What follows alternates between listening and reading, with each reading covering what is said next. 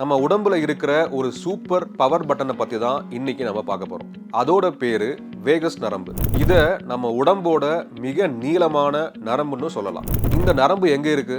மூளையோட அடிப்பகுதியில் இருந்து தொடங்கி நம்ம அப்பர் பாடியோட கீழ்ப்பகுதி வரை நீண்டு இருக்கிற ஒரு நரம்பு தான் இந்த வேகஸ் நரம்பு. அதனால இந்த வேகஸ் நரம்பு இதய துடிப்பு, செரிமானம் உட்பட பல முக்கியமான விஷயங்களுக்கு உதவி பண்ணுது. சுருக்கமா சொன்னா உடலோட செயல்பாடுகளை சீராக்க உதவும் ஒரு ரீசெட் பட்டன் போல இது செயல்படுது. அதனால இந்த நரம்பு ரொம்பவே முக்கியம். மன அழுத்தம் போன்ற காரணிகள் இந்த வேகஸ் நரம்பை பலவீனப்படுத்தலாம். வேகஸ் நரம்பு பலவீனமடைஞ்சா என்ன ஆகும்? முதல் விஷயம், நம்ம நோய் எதிர்ப்பு சக்தி குறையும். அடுத்தது தூக்கம் பாதிக்கப்படும். அடுத்தது வயிறு உப்புசம் போன்ற செரிமான பிரச்சனைகளுக்கும் இது வழிவகுக்கும். இதிலிருந்து மீண்டு இந்த ரீசெட் பட்டனை மறுபடியும் ஸ்ட்ராங் ஆக்க 5 எளிய வழிகளை நம்ம பார்க்கலாம். முதல்ல ஆழ்ந்த சுவாச பயிற்சிகள்.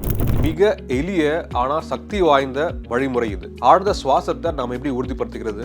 4 வினாடிகள் மெதுவா மூச்சை உள்ளிடுங்க. 7 வினாடிகள் மூச்சை உள்ள பிடிச்சிருங்க. 8 வினாடிகள் மெதுவா மூச்சை வெளியேற்றுங்க. இதை ஃபாலோ பண்ணாலே ஆழ்ந்த சுவாசம் கைகூடும். அடுத்தது குளிர்ந்த நீர் தெரப்பி. குளிர்ந்த நீர் வேகஸ் நரம்புக்கு ஒரு ஷாக் கொடுக்கும். உங்க முகத்தை குளிர்ந்த நீர்ல கழுவுங்க. அப்படி இல்லைன்னா 30 வினாடிகள் குளிர்ந்த நீர்ல குளிங்க. இது வேகஸ் நரம்பை தூண்ட உதவும். அதே நேரம் உங்களுக்கு இதய நோய் அபாயம் இருந்தா இதை தவிர்க்கிறது நல்லது.